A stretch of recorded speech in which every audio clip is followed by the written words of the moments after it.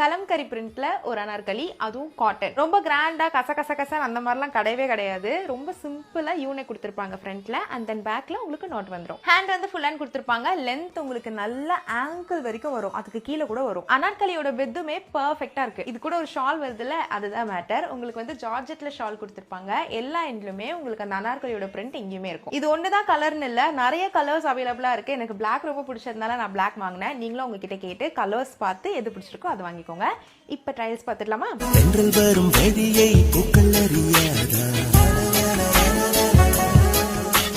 தென்றலுக்கு மலரின் நெஞ்சம் புரியாதா,